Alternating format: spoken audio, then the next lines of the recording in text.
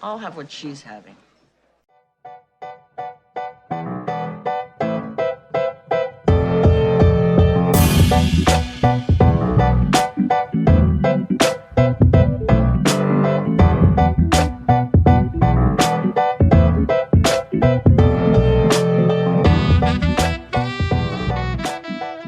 Welcome back to Why I Want to Date These Guys. I'm Joel Guy. I'm Lauren Pauls. Lauren Pauls is standing in for my sister today because we're doing a very special episode. What is the topic of this episode, Lauren? When Harry Met Sally. Exactly. We are discussing potentially the most famous / popular rom-com of all time, to which Lauren's like, oh, it was okay, I guess. No, I liked it. Okay. Yeah, so this is a weird episode because it is the first time Naomi and I have paired off and are discussing the same content with our respective partners. It is a film, I think, about long-term relationships. It's a film about people who are initially friendly, falling in love, and forming a deeper romantic connection. So we thought that it would be interesting to get each other's perspectives on what the film contains.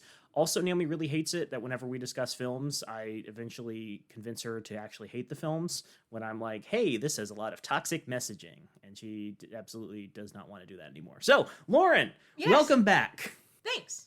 Have we had any excitement since we last recorded? I genuinely can't remember. I don't remember when we last recorded. Yeah, that's so fair. I think you're getting a root canal. I'm getting a root canal. Yay! Yay. We're thinking more seriously about a honeymoon. Yeah. Wedding stuff's basically done. Yeah. It's all good. It is all good. Everything's looking up. It is. Soon we are going to be, it's not wasps. What's the phrase for married? Dinks. Dinks, yes. Double income, no numerous kitties, Yeah. as we've discussed. So before we get into this discussion, Lauren, we have a drink today. I am aware you are a fan of cream soda. I am. So I'm going to try Virgil's 0-calorie cream soda. This is sweetened with stevia. Tastes like stevia. Tastes like stevia. I had the same comment for the cherry soda. Tastes like stevia. You definitely get the cream, which if you're looking for a creamy taste for 0 calories, not bad. It's not bad for a stevia soda. It just tastes like stevia. Yeah, even as someone who consumes copious amounts of stevia, I'm still like, that's stevia. Yep. Normally the taste fades away in the background, and here it's lingering. I think there's with a me. reason we found it at the discount grocery store. I think that's fair too. Okay, so I guess the first question before we jump into kind of the bio of the film, Lauren, is did you know anything about this before we watched? I knew at some point Harry was going to meet Sally. I believe the joke you made as we were watching was like 2 minutes in is They them meet 2 minutes in. and Lauren goes, well, that's the film. Yeah. Mm-hmm. It's called When Harry Met Sally, and that's when they met. I'm trying to think I of a title fully- of a film that refutes this contention, that the film should be over once the major event happens. And I guess for most films named after events, like that's the climax of the film. Yeah. Like Independence Day isn't like, well, it's July 4th. Oh boy, now it's July 10th and the aliens have invaded. Exactly. Okay. No, I point taken. expected, here's what I expected. I expected it to be the story of their lives coming up to the point where they met. Not their Okay. lives diverging from the point where they met and then coming back together. That's fair. That's Yeah. fair. I think that's an interesting concept for film. I don't know if I've seen anything like that. And I would argue that like there's the intercutting of almost documentary style interviews with older couples Yeah. that kind of hint at a similar setup where you have these people who've like lived side by side for years in a couple of instances who one day randomly like bump into each other on the same elevator and, you know, fall madly in love because they work in the same building or whatever. But no, I think that is a genuinely interesting idea for a rom-com because obviously people can rub elbows and pass by each other at varying points and eventually meet up. Now that I'm thinking about it, I do think there was a Jared Leto film called Mr. Nobody where that was sort of the premise. It kind of deals with like physics and philosophy in a really pretentious way that Jared Leto probably enjoys. But one of the things was he was... How do I describe this?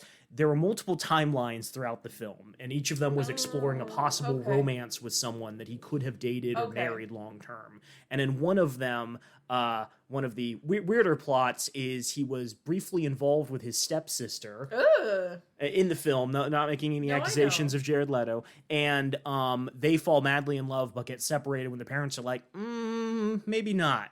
And he somehow becomes homeless, and many years later is living like in a train station, and she's passing by him every day on the way to work, not recognizing. Oh, geez. Or no, it's not quite that. It's that he leaves the train station at a certain time each day, and she arrives going to work, and so they keep Oh, I missing see. each other.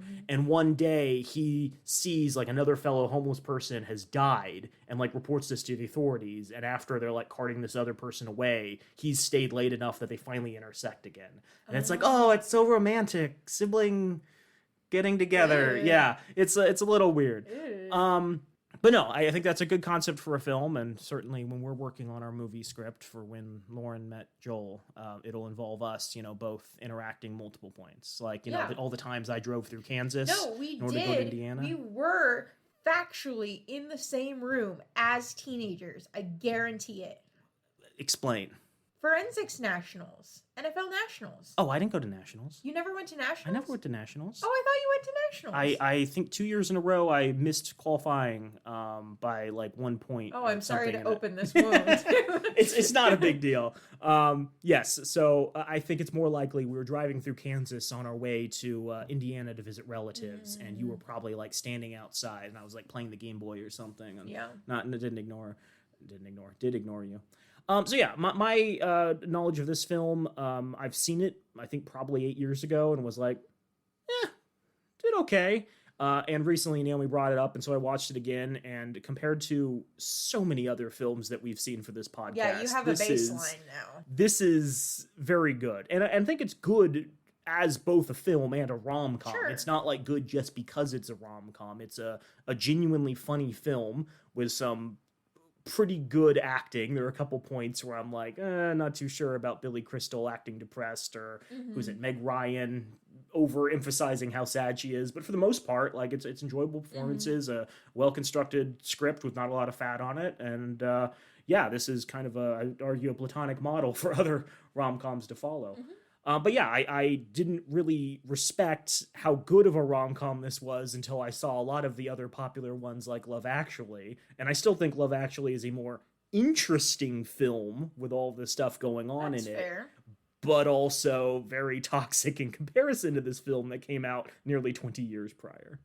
So let's give a brief description for the audience who may or may not be familiar. Question, why are we giving a brief description if Len and Naomi have already talked about this? Well, we're both talking about it in our own twisted, made-up ways. We have But not they've already collaborated. talked about it. What do you mean? That episode's already been released, No, right? it hasn't. It's Oh, coming I'm out the same day. I'm sorry. I'm sorry.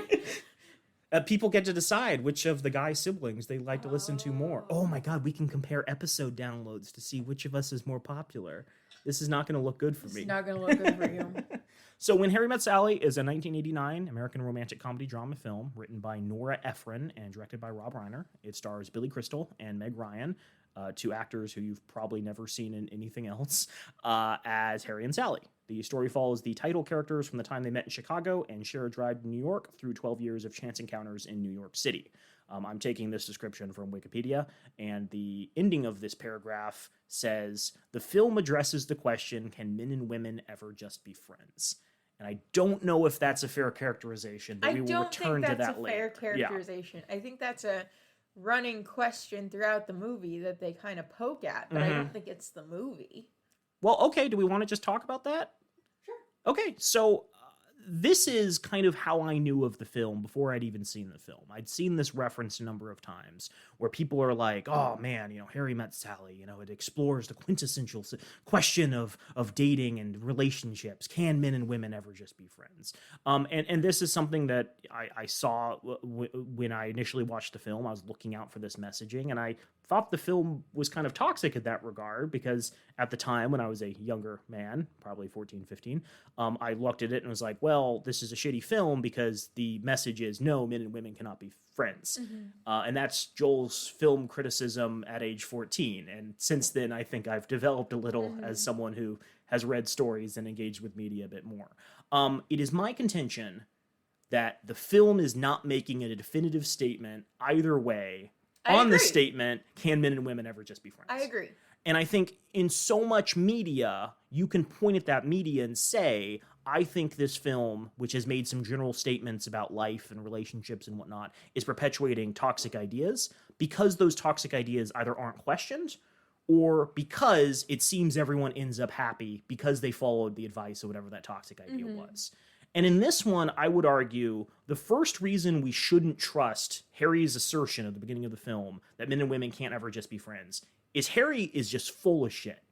He just says whatever he's thinking. He does say whatever he's thinking. There's never really any consistency. And you see this in, I think, the second scene where they meet up in the airport. And he immediately is reminded of what he said and starts adding addendums to it. And then he's like, well, actually, that addendum wouldn't work. So I guess what I initially said was accurate. But he's constantly just like throwing out his crazy look at the world, his crazy insights. And I don't think any of it's supposed to particularly be taken seriously. Yeah. So that's the first reason I think like this movie is not endorsing that idea because even the character who's saying it is not meant to be considered reliable. One of Harry's like personality things is just saying a lot of junk. Yeah. And that's something he kind of grows out of throughout the film. But I really think people have latched on to the one thing that he says that they find meaningful and thought that was the message of the film. Yeah. And it's, I believe, a misinterpretation. I agree. Now, they do end up together. They do end up together. And one could argue Spoiler alert. that supports the thesis when Harry and Sally got married. I guess that should be the title of the film. Yeah. That would make you happy. That would make me happy. That would be the resolution. Yeah, so they do get together at the end of the film, but even then, I don't think that's supporting the assertion men and women can't just be friends. I agree. Because the film makes it clear that the moment they have sex is the moment their relationship kind of falls apart. Now, it does recover from that. Yeah. But they both get together and both of them are having weird feelings, Harry more than Sally, I think, and not really sure how to process that. And I would argue the film there is making the statement, friends can have sex, but it can make things weird if you don't want it to develop into anything romantically, which I would argue is probably a better statement than men and women can't just be friends. I'm saying a lot of words. Do you have anything to add right now? You are saying a lot of words. That is true. To be honest, because you were saying so many words, I kind of zoned out for a second.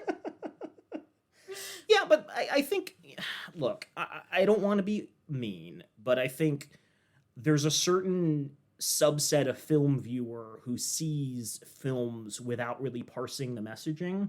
And I don't think that's a bad thing. I think there's plenty of films that you can enjoy without looking for, deeper philosophical, religious statements on, the nature of the world. But I also think you might pick up on things that was not intended by the original authors. And I guess the quintessential example is Fight Club, where Fight Club, if you have really any form of media training, is like, hey, toxic masculinity can lead people to do crazy stuff. Joining a fight club is actually super destructive, not constructive. And then, alpha males are like, Fight Club! Fight Club! Fight Club! Fight Club!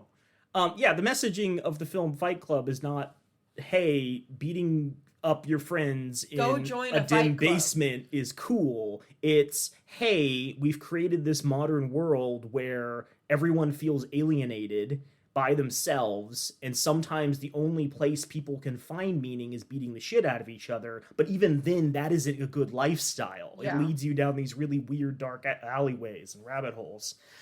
So yeah, in the same way, I think, a lot of people saw this, and they imprinted upon men and women can't just be friends, and I don't think this was helped by so many cultural critics. I mean, I've read a number of reviews that return to this idea, but I genuinely don't think the film is endorsing that.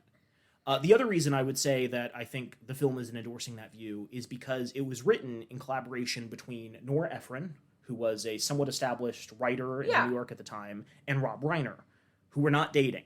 Yeah. And it came out of a series of conversations that they were having where Rob Reiner and I think another gentleman were sharing with Nora all these horrible things that they were doing on the dating scene. Yeah. And all this gross stuff that men would never share with women. And she was completely put off by that. But she was also like, hey, we are able to engage like this, and I am able to be friendly with you as you're saying all this gross, weird things. Yeah. We can have, a relationship, but we can also write a movie about, men and women who find each other initially off-putting, Yeah. but eventually Yeah. fall in love.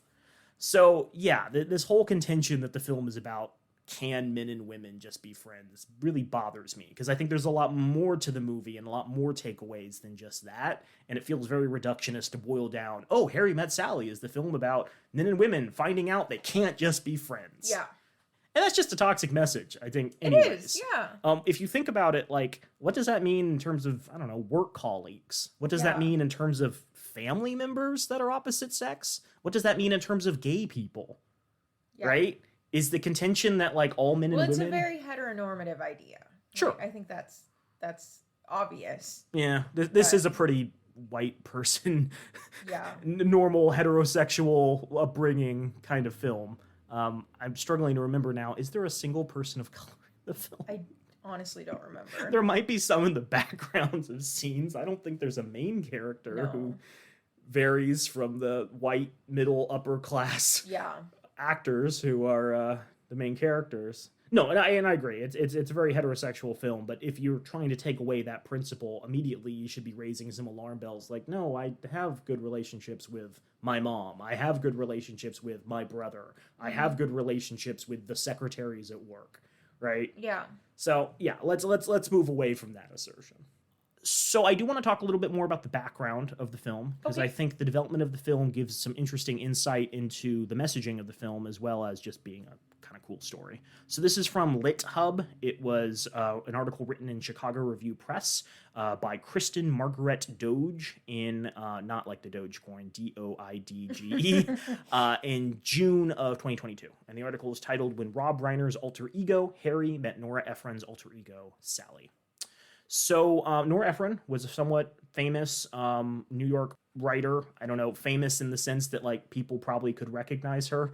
She apparently had written a couple of satirical pieces that had gained popularity. She had one which was like In Defense of Breasts, where she was talking about all of her struggles as like a small-breasted woman, and was kind of adamant that she wanted to print it exactly as she had written it. So I think it was the first time the word fuck appeared in like the New York Review of Books. Nice. Yeah, it was an interesting little insight into her.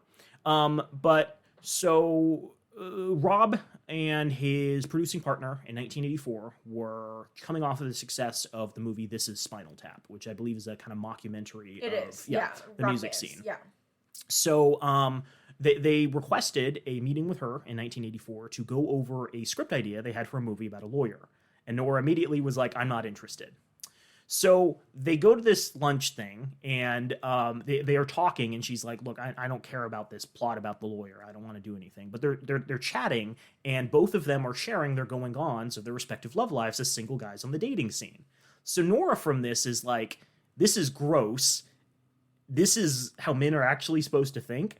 So they're telling all these stories about bachelorhood, and as Nora put it, she was getting the woman's worst nightmare of what a typical heterosexual guy might put her through out of a seemingly instinctual fear of commitment.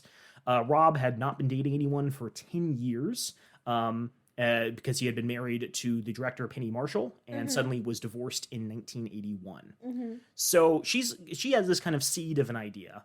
And a couple months later, they meet up again, and he gives Nora another idea. It was a story of two friends who, at the end of the first major relationship of each of their lives, decide not to have sex because it'll ruin their friendship, and then they have sex, and it ruins their friendship. So that's the seed from which Harry and Met Sally grew. So Nora immediately visualized how the script would come together. She said, hey, there's a very clear beginning, middle, and end. She said it would be a story about a couple that kept bumping into each other at all the wrong moments in time. And they began to characterize it as a talk piece. So this would be no chase scenes, no food fights, walks, apartments, phones, restaurants, movies. Yeah. We're talking about a movie about two people who get each other from the breakup of their first big relationship in their lives to the beginning of the second. Yeah. So I want to pause there for a second. Okay. This is a boring movie visually. It is a boring movie visually. I think it's engaging. I don't think there's Yeah. a single scene where my like eyes are wandering and I'm like, this is boring. But like, this is kind of just a stage play of a movie. And I think it has been adapted into a stage play. Because pretty much any of the scenes could be set with like a solid background. Absolutely. Because so much of this movie is just dialogue and acting between two people. There are a couple of scenes that probably benefited from having other background extras. There's the diner scene in the beginning of the film. There's the diner scene in the middle of the film. There's the scene at the ballpark. There's the scene at the batting cages. But none of those are really important to the overarching plot. It's just people talking. Yeah. And so, yeah, I can totally understand how they wanted to approach it like that. And I think it's helpful when you have romantic comedies where there's not like a big set piece at the end where someone's chasing down someone else in order to confess their love. There kind of is that, but in such a subdued way. Yeah. You barely even notice it at the end of the film. Yeah. So Nora modeled the main character, Harry, after Rob, who was, quote, funny but extremely depressed, and made Sally a sort of sunnier and blonder version of herself.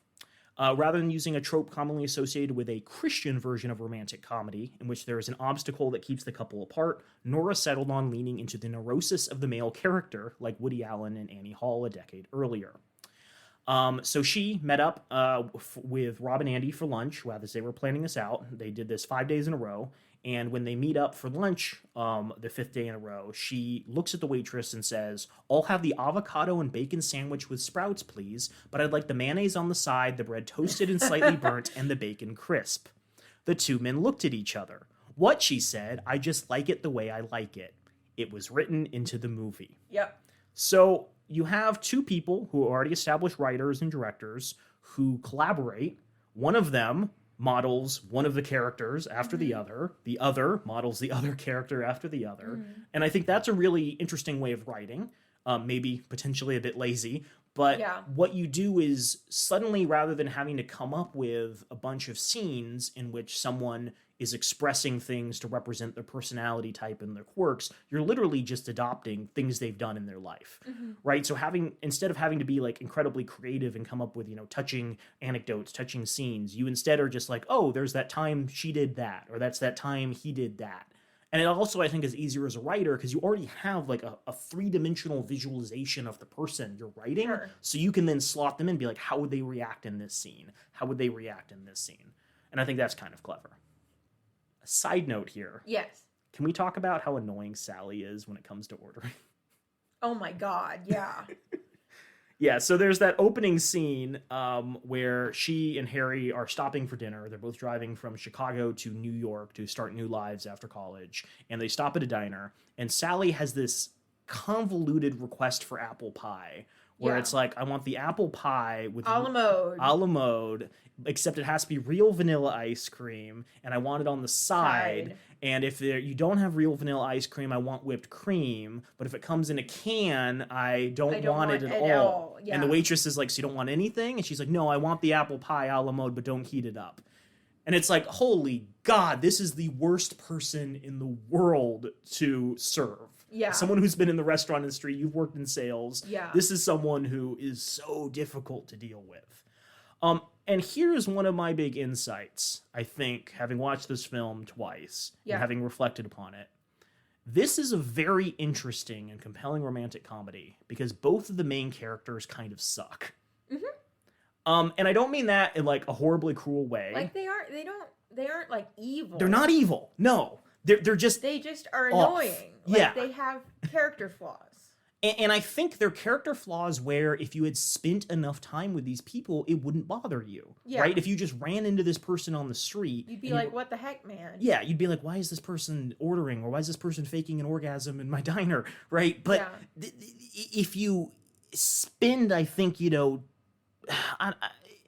I'm sure you can think of friends who like have quirks similar to this, where it's like, look, I can understand other people would find it annoying. I find it charming because we've spent so much time together. Yeah. And I think it's a really good example of writing characters where the characters don't have to be perfect to be compelling. Yeah. If anything, they're more interesting because they have these imperfections. And I want to skip ahead slightly to just talking about Harry, because Harry is kind of similar in that Harry just says a lot of shit. Yeah. Like, I would almost characterize him as like a men's rights activist at the beginning of the film. I don't think that's a fair character. You don't think that's fair? No. He's kind of a chauvinist. He has a lot of... Chauvinist is fair. Men's rights activist is not. Okay, you're right. Maybe I went a little far with that. at the beginning of the film, he's very rough around the edges. He's in the car, they're driving, he's prodding her about her relationships, he's chewing grapes and spitting them out the window with like a horrible sound. He's not very considerate, and then like gets kind of weird where it's like, oh, here's a man and woman who don't know each other very well traveling together late at night, and the man's suddenly probing her about her sex life. Yeah. And like, I think Sally is the sort of person who's like is confident enough to engage with that and not really be like offended or like creeped out. But also, if you pull back from it, you're like, if I was getting a ride from someone or, spending time with them, maybe I wouldn't be actively bringing up topics about sex and people's sexual satisfaction. That feels a little creepy and gross. Now, I do think Harry grows out of that. This film takes place over 15 years, 20 Something years. like that. Yeah. And near the end of the film, obviously, he's a lot less abrasive and rude. But there's also something that's very, very subtle about Harry, which is, well, A, I guess he might not be particularly good in bed. That's a topic that's discussed a couple of times. But B, near the end of the film, he and Sally have sex for the first time. Yes. The film, I would argue, goes out of its way to not comment on the fact Harry is probably dating someone else at the same time. How did you gather that? The scene right before Harry and Sally have sex for the first time, they're at a dinner party. Oh, no, I remember this now. And yeah, this now. both Yeah. Harry and Sally are dating other people. Yes. And Harry has this much younger woman who like makes pies or something in a bakery. Yes. Sally's I dating a remember slightly this older, now. tall Sorry, guy. It's been a couple weeks since we watched it. The scene, I believe, immediately following is Sally calling over Harry in the middle of the night because her person she was dating broke up with her. Yes.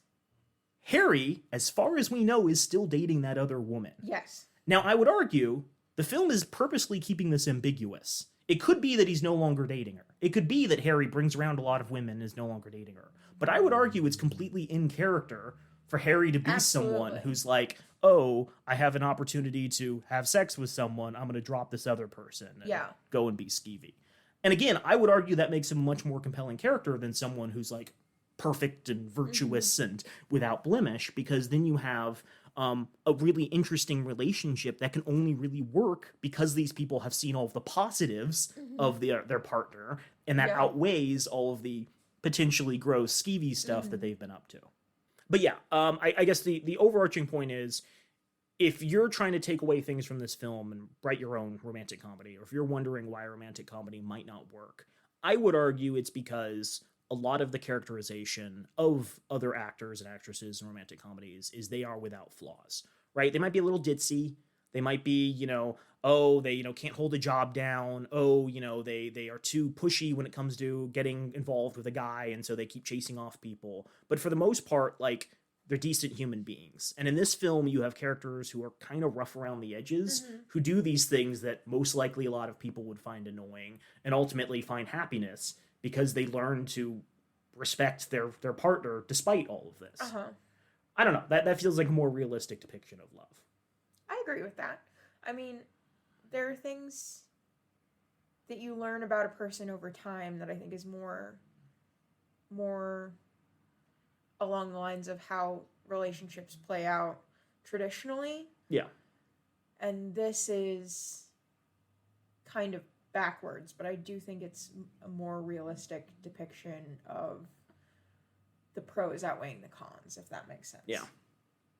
I read something a while back, and I think it's true, though I won't pretend I've read any psychological research supporting this.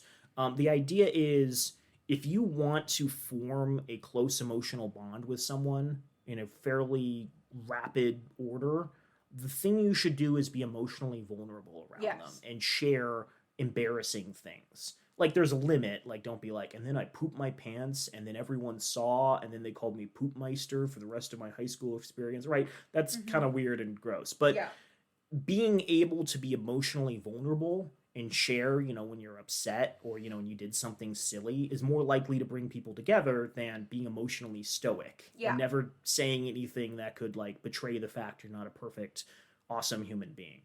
And I think relationships, whether they be friendly or romantic, over time do a lot better when you have people who can communicate and share, the things that they did that are stupid and, that are goofy, or the things they did that they're embarrassed of, that they're not proud of. I think that my friend group chat that you're a part of has a lot of that, where people are like, I broke my leg and got COVID in the same day because I'm terrible. Yep. And yeah, I think this film is similar insofar as Harry and Sally meet twice before they really kind of bond as friends. And I think during those first two meetings, they didn't necessarily like each other, or at least Sally didn't like Harry. Harry might have seen her more as like a quick hookup or something. But they shared some things that were emotionally intimate. And then by round 3, they're comfortable enough to start talking more seriously about their relationships. Oh man, I really like that scene. Which scene? The third meetup, where they're in the bookstore and then they switch to the diner. And I think that's a good example of like one of the reasons that like Sally isn't particularly attracted to Harry and vice versa is because they've already kind of established through like clear boundaries of like, we're not going to sleep together. And so they don't have to worry about embarrassing themselves. They don't have to worry about, saying things that the other would find off-putting. Yeah. I really enjoy that scene where both Harry and Sally meet up for the third time. Both of them have been married and then divorced in pretty short order, within 5 years. I don't think Sally had been married. Was she just dating that person long term? Okay. Long-term. Yeah, so they were in long-term relationships that broke up. Harry because his wife was cheating on him. Sally because the emotional spark they had just didn't last. And I think that's a really interesting scene where Sally, barely knows Harry, but, is kind of confessing the fact that her relationship fell apart after they got married. No, I think it was after they got married. Because they were talking about how lucky they were to be married without kids. I could be wrong. It doesn't matter. No, they were talking about wanting to be married. Oh, okay. Yeah. Yeah. Lauren's my proofreader on this episode. Yep. She's the editor. She got the script in front of her that she's referencing. But no, it's a really compelling scene because she's like, look, we were so happy together because we didn't have any of the like emotional attachment or baggage of, being together and having kids. And we were like, we can do anything. We can have sex on the tile floors. We can jet off to Rome whenever. And then she kind of breaks down. She's like, but we never did, right? We kept running into stuff. We didn't make time for this. We had all this freedom that we kind of squandered. And I don't know, I found that to be like a very poignant, resonant moment where it's, I think I, mentioned this to you when I was rewatching it and I was like, hey, like this is something I would like to avoid in our relationship. Yeah, well, we talk a lot about like not wanting to be bored in our relationship. Which is why I'm always doing clever pranks. That's what I'm known for. Joy buzzers and flowers that squirt water. Whoopee cushions. Yep. No tacks on the chair. That's rude. Yeah, that's assault. That crosses the line. But no, we talk a lot about not wanting to be bored in our relationship, and I think that boredom is a real thing that causes people to drift apart. And that was the case for Sally and the dude whose name I can't remember in the movie for sure. And the nice thing about Harry and Sally was that they never got bored of each other. They always kept each other on their toes, partially because of those flaws that they had. I think this film has aged very well. Overall, yeah. There's only like 1 or 2 jokes that I consider to be like kind of not appropriate, but even then they're not like horrible. There's a scene where they're playing around. They do a lot of stuff together. They go to movies, they go to museums, and there's a scene in the museum where Harry's putting on this fake accent and he's like, for the rest of the day we will talk like this.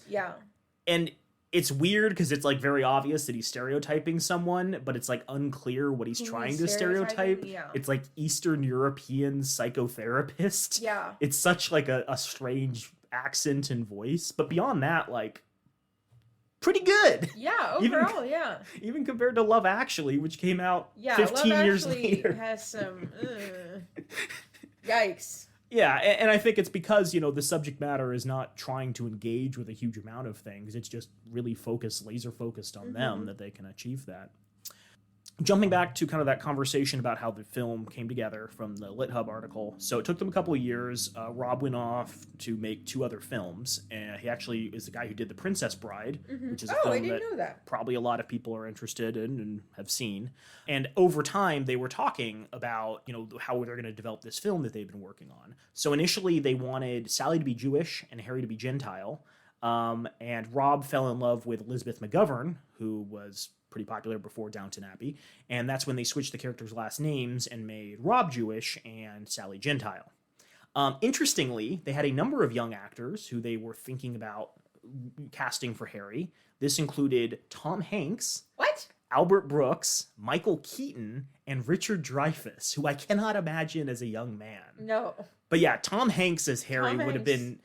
I don't think it would have worked. No. Tom Hanks doesn't have much of an edge. He's a No, fine exactly, actor. Exactly. But I think, Harry is much more of a kind of edgy person, and Hanks does not have it in him. I don't know. I haven't seen Bosom Buddies. Maybe Tom Hanks puts on like a serious bosom. And you're familiar with Bosom Buddies? No. Tom Hanks was in a TV series. I don't think it was particularly long running, but the premise was he and his brother are looking for cheap housing in San Francisco. And in order to get this cheap housing, they stay at a women's dormitory and pretend to be women. So it's Tom Hanks and his brother in drag pretending to be women while also like secretly dating people at this women's dormitory and all like the shenanigans they come up with. So I don't know. Maybe he has like a gritty take on that. But yeah, Tom Hanks would not have been good. Michael Keaton, maybe. Yeah. I don't know. He could channel some of that I'm Batman energy into it. But yeah, Hanks felt when he was initially talked to that he could not relate to the character's suffering. That's the reason he turned it down.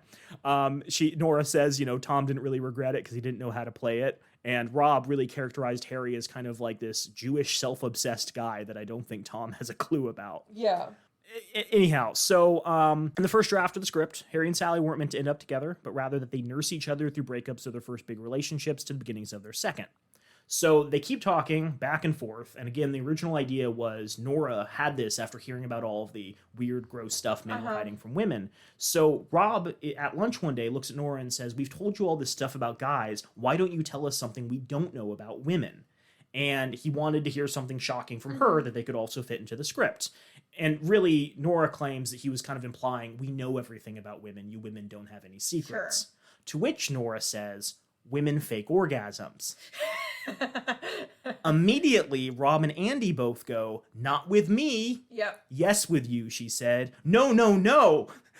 So they got like really upset. So he goes out of this like lunch area into the bullpen of the studio where a bunch of people were working, and he corrals all of the women in the conference room. HR nightmare. He looks at these women and he goes, "Is it true you sometimes fake orgasms?" And all of them are like, "Yeah." And he's like, "Well, shit." So that makes it into the script. Yeah. There's a very famous scene, which I don't know if we need to describe in detail. If anyone's familiar with Harry Met Sally, they're probably familiar. But the reason that scene is in the movie is because of this. Even worse, there's an old woman at the end of the scene who has what is considered to be one of the funniest one-liners in movie history. Yes. That old woman is Rob's mother. What? Yeah. Yeah. Great stuff. I have no words. That's incredible. Incredible stuff. So yeah, they keep going back and forth.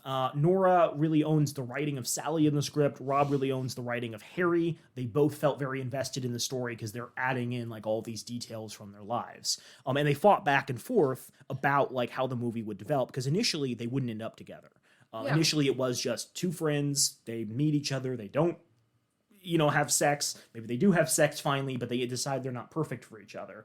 And eventually they went back and forth, and Nora was like, the guy has been a narcissist for the entire movie. It's important in the finale that he has to talk about what it is about her that he finds important.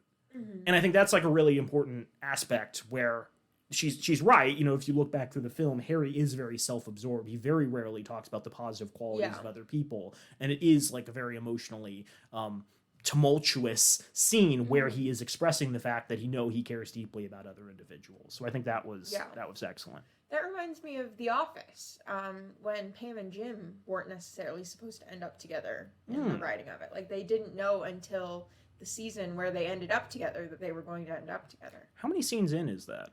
Seasons in, yeah. 5? Wow, that 4 is or 5? surprising. Okay. I think Pam and Dwight should have ended up together. Oh. Becomes a beet farmer. Okay, so 1988, comes around. Film was released in 1989. The script's finally ready, and they begin shooting in August in New York, nearly 4 years after their first meeting. So Billy Crystal signs on to play Rob's alter ego, Harry. Meg Ryan, who'd been chosen to play Sally, was fearless in her approach to the role. So rather than what the script initially had, which was talking about fake orgasms, she was the one who suggested the fake orgasm in the deli. And she wasn't entirely sure how to act it. So Rob, the director, plays multiple takes where he's the one doing it in place of her in front of Harry. And then she's like, okay, I know what I'm doing. Yeah, so I would argue, what we're learning from this very in-depth write-up is that if you want to develop like a compelling romantic comedy, you need to have compelling characters from the start. And those compelling characters can be taken from, your own personal experiences and opinions and all that. But then it's also important to have a degree of collaboration with the people who are in the film. And especially if you have a film which is as relatively like low budget, very limited scenes, character driven as this. Can we talk about how it wasn't actually low budget eventually? Okay, we can get to that in a second. But I think if it's a character-driven movie and you have actors who spend multiple months embodying these characters, you should probably listen to their feedback about how they want to do a scene, any changes they'd make, any other stuff like that. Okay, so I'm good with that article. Do we want to talk about the budget of this film? Yes! Oh my god, the budget of this film. Wasn't it like $40 million? Okay. So we talked initially about how this movie's essentially a stage play. Yes. There's some scenes where they're like driving together, which I guess would require like a more demanding shot. There's a couple of scenes where they're outside and they're walking through a park, so maybe they have to shut down that section. Scene at the batting cages, scene at a wedding, scene at the New Year's Eve party. But none of these are particularly involved. Yeah. Somehow this film, which is just like an episode of Seinfeld in terms of production. Yeah. Right? Just a couple of sets, lots of people in rooms together talking, closed off from the rest of the world, cost $16 million in 1989, which, adjusted for inflation, is $41 million today. Okay, gotcha. Now, it grossed $93 million in money then, in domestic dollars only, domestic markets only, which is $240 million today.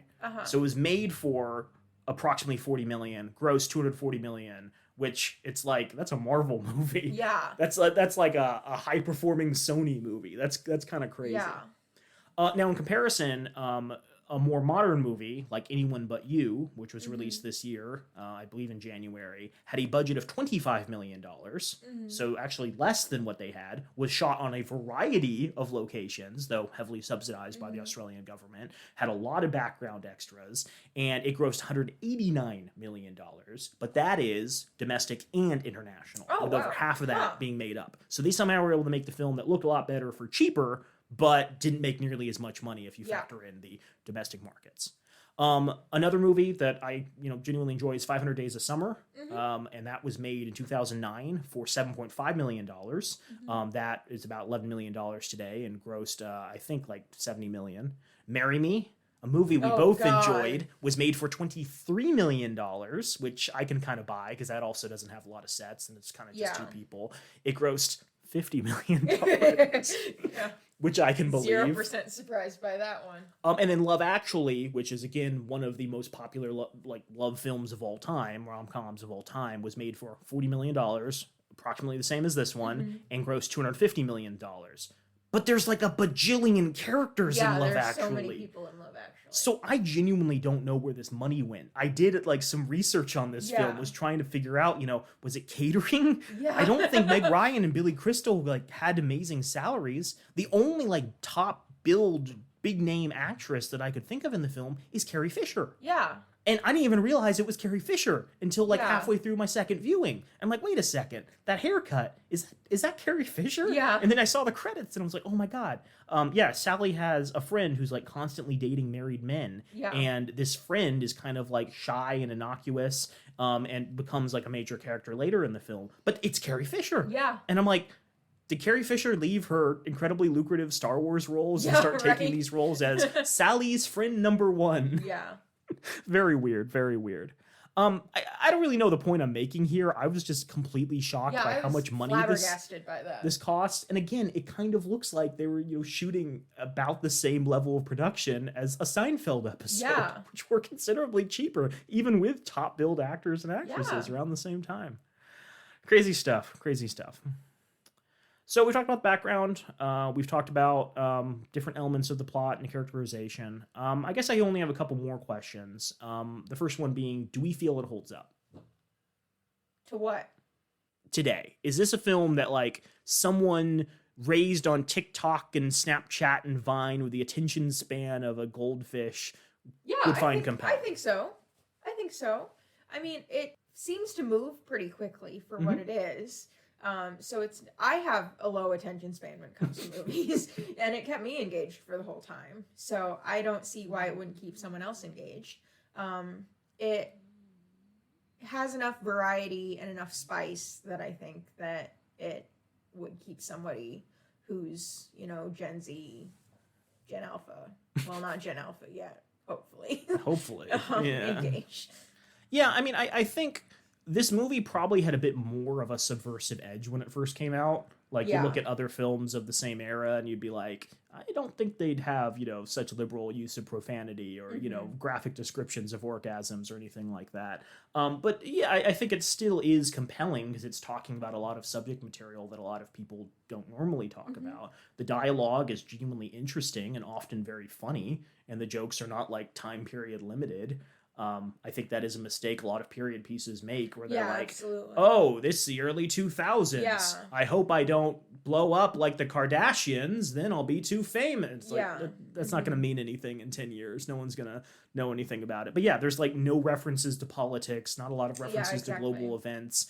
It's a period piece only really in the sense that like they shot it in 1988 in New York. Yeah. And I would argue you could take pretty much the exact same no script. even antics about like not having a cell phone. Yeah.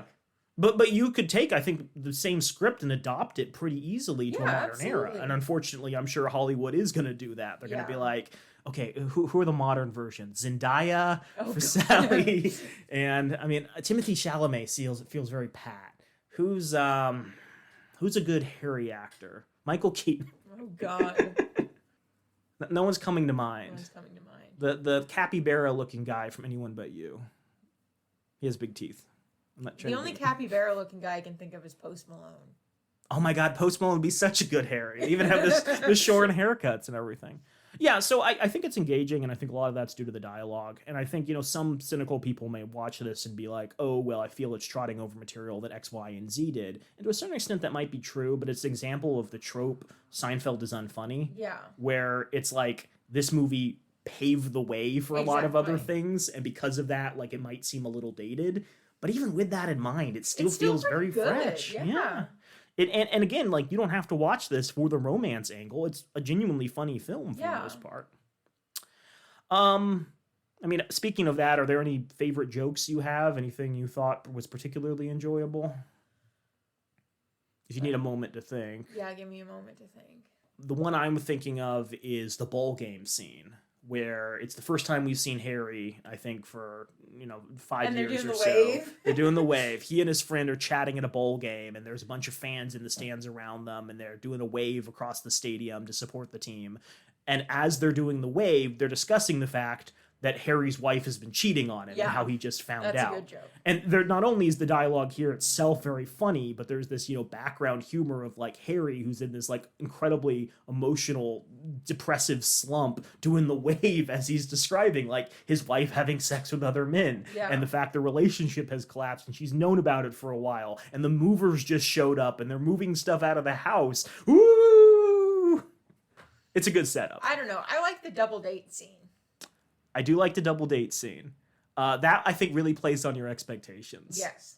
I think in similar films you would find that like the other partners are good for them initially, and then they find out something about the partners, Exactly. and Yeah. they fall off them. But here it's like from the get, Harry and Sally are trying to set up their friends with Harry and Sally respectively, and the friends don't really bond with either Harry or Sally. Instead, they go for bond each with other Yeah. because they're talking about like fine dining in New York or Yeah. something silly. And again, I think that's a really good example of like people forming relationships and connections in a way that like other people won't necessarily get because they have off-putting aspects. Like the one friend that Harry has is kind of a schlubby guy who seems like kind of a neurotypical, you know, guy who's really inflated with the value of his work and his contributions to the writing canon. I like how you use neurotypical as a slur.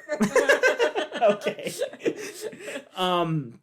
Hoity-toity. Hoity-toity, yes, that's better. And Sally's friend is just, you know, Carrie Fisher, who's constantly cheating on people and trying to get them to leave their wives and all this. And they hit it off immediately because they both have a shared passion for fine dining, and she really enjoys his writing and keen intellect, and they get married within short order. It's pretty cute.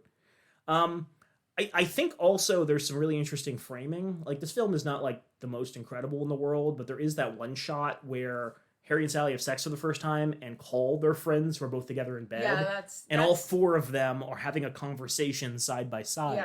And apparently that took like 60 times to shoot properly. Oh, I'm sure. Because the timing of that is so important. And eventually what they started doing was Harry and Sally and the friends in bed were all in the same room, so they could like keep the pace. But, you know, there's multiple shots they had to composite together in order to get it. Okay, we've talked about, I think, a lot of the stuff that I wanted to talk about.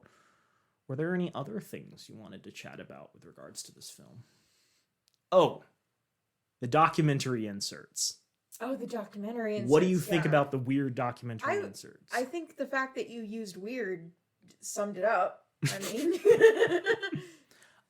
So every so often, I guess for people who haven't seen this film, to give some context, films do this thing where they try to like blur reality and like the fiction of the universe. And so they take like real footage of real events and composite it into the film to make it feel more real and authentic and like part of that thing. And I think a really interesting example of it was in Interstellar. Did you see Interstellar? I didn't see Interstellar. Okay, so in the beginning of the film Interstellar, and I think once or twice throughout the film, there's like this weird documentary insert of elderly individuals talking about what appears to be the Dust Bowl. And they're describing how like the land was turning to sand and how there are sandstorms everywhere and they couldn't grow anything and how like everything was falling apart.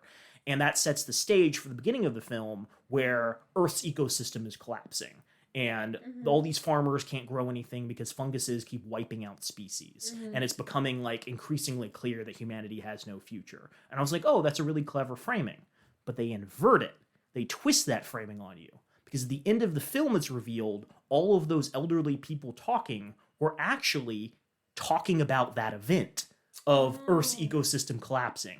And these people were giving these like bio interviews for a museum exhibit in the future where they're looking back about how they avoided like ecological impact. And I'm like, oh, that was a really clever subversion.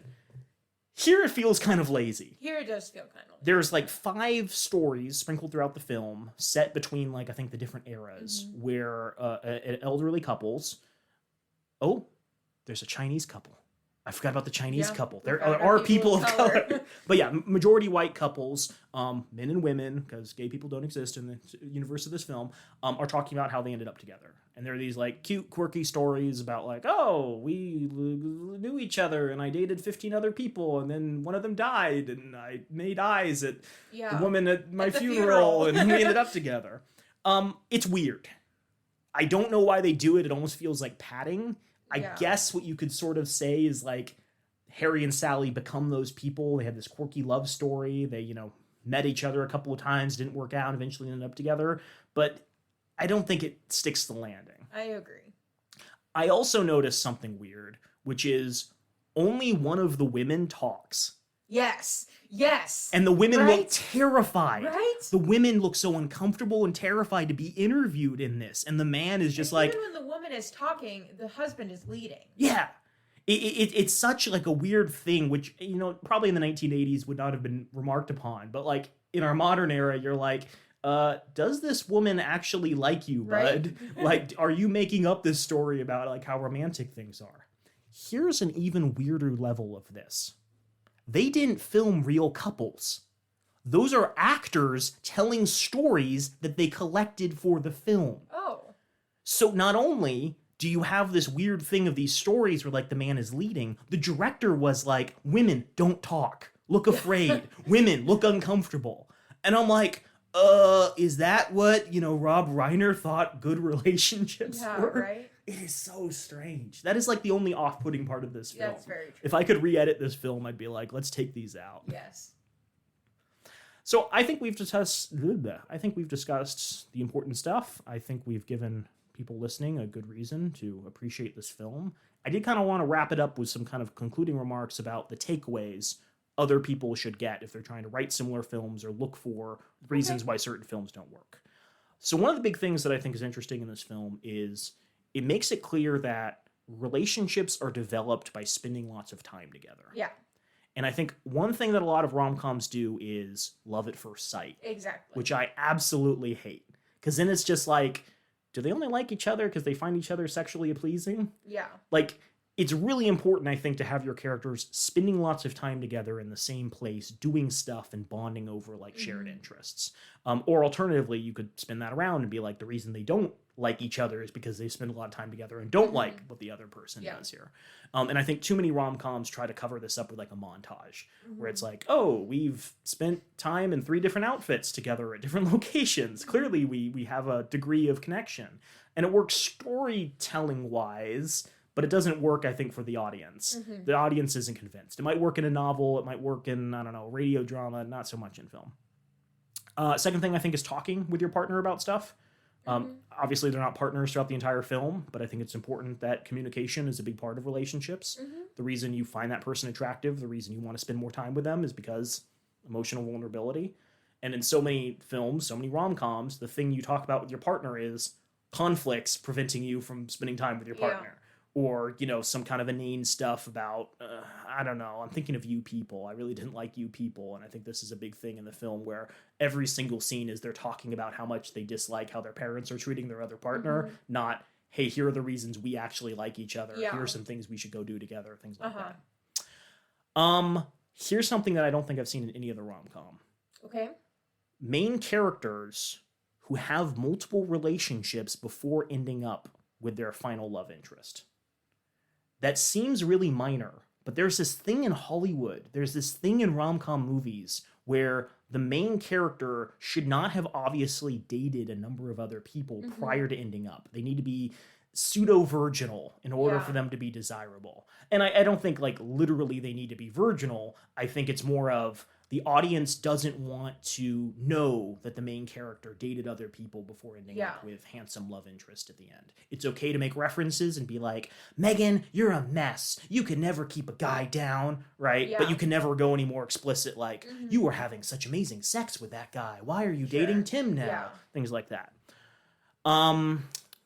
Other stuff. Social expectations play a big role in relationships. I think this movie makes that very clear. One of the reasons they don't start dating is because they've kind of formed in their minds this idea that they shouldn't be dating, and they really stay committed to that until the end of the film. I think there's other stuff too, but I think people's understanding of relationships is heavily dictated by what others do around them. And I think that's a really important message to instill, where it's like, look, you're not magically going to end up together because you find each other attractive. You're not going to magically end up together because, like, you're in the right place at the right time. It obviously plays a big role who you're interacting with, what you're doing, the point in your life, etc. And then in terms of the film, I think if you're trying to build successful rom-coms, collaboration is important. Again, working with your writers, working with the people who are acting, coming up with compelling characters potentially based off of people in your life, and then allowing those to be further refined. And then I would argue something that a lot of rom-coms don't do is actually put the money in. I don't know where the money went, But they spent $40 million and yielded, a 6-time return on their investment. And I think part of it stems from having, okay, it's New York. Here's some big apartments. Here's some big outdoor spaces. Here's a lot of, us spending time together in large open parks, which we probably had to close for the day during filming. Unfortunately, I think, rom-coms are one of those areas where no one wants to invest money, and the biggest chunk of money is just paying for pretty people to appear, and famous actors. And if you actually spend the time and energy to develop a coherent story with lots of locations, lots of sets, lots of interesting stuff going on, you can yield pretty good financial results. Now, obviously, make art for the purpose of making art, but in this world we live in where that is not always the highest priority. If you want to achieve a decent film that gains critical acclaim, maybe consider all those things. Any closing thoughts? Nope. Do you want some fun facts about When Harry Met Sally? Sure. I found on goodhousekeeping.com. Good housekeeping? Goodhousekeeping.com. Well, yeah, this is what you want to know about Good Housekeeping. Harry Met Sally. Molly Ringwald almost played Sally. I believe that. I think she would have been an interesting fit. Yeah. The film was originally called How They Met, which... I hate that. Yeah, I know. You would not like that. Nora Ephron also came up with Boy Meets Girl. I hate that more. Just Friends? Words of Love, and potentially worst of all, Harry, This Is Sally. I don't hate that as much as... Oh, no. I think that's distinctive. What else? We talked about the mother, talked about the four-way scene. Billy Crystal actually wrote most of the final scene where he's professing his love. And I think that is interesting because, having spent a lot of time with Meg Ryan, having spent a lot of time embodying the character, could probably come up with some compelling things that he found attractive about her. Originally, Harry was not eating grapes in the first scene. And he was just like, I want to make him more rough around the edges. Again, actor collaboration. And I believe he also came up with the gag of him spitting grape seeds out and them hitting the window initially. Oh, a lot of critics did not like it initially. Really? And I think that's fascinating. At the time of the film's release, New York Times called it a amazingly hollow film. And Roger Ebert said it was most conventional in terms of structure and the ways it fulfills our expectations. That said, a lot of people were like, the movie's very funny and that the chemistry between the two actors is very good. So that is to be expected. Okay, I think that is about it. Lauren, thank you so much for spending time with me. You're welcome. On a Sunday afternoon when you could be napping, doing anything more constructive with your day, playing with our new kittens. You want to talk about the new kittens? They're really shy. Well, I don't think our viewers even know we have new kittens. Oh, we have new kittens and they're really shy. We are fostering, and even though they're 6 months old and kind of big, they've been able to squeeze their way under the couch in the office where we try to keep them for 7 days before we introduce them to the other cats. Honestly, we need to get rid of that couch or install a cat guard around the edge to prevent them from getting in. Lauren's getting a new arm. When's the surgery for that? Tomorrow. Okay. I need to not eat tonight. Yeah, it's gonna be really helpful when you're in court and you're holding a we gavel. Should clarify. And it's a not that pad. I'm losing an arm. It's that I'm gaining a third arm. Yeah, you will have to retailor a lot of your clothing. That's true. And yeah, I think that's it. That's all the excitement. So thank you for listening. Hopefully this is much more enjoyable than Naomi and Lynn's version. We expect you to send us emails and Instagram messages letting us know which you preferred. Anything else? Oh, yes. We have a Patreon. Lauren doesn't get any of the money from that. I don't. We also don't get any of the money from that because we've been giving it all to charities that oppose genocide. If you can believe that, there's a lot of people who are like, genocide's bad. And we agree with that sentiment. And that is why all of our Patreon money is going there. So thank you so much for listening. We hope you enjoy your week. And if you haven't already, please watch this film. Yep. Bye.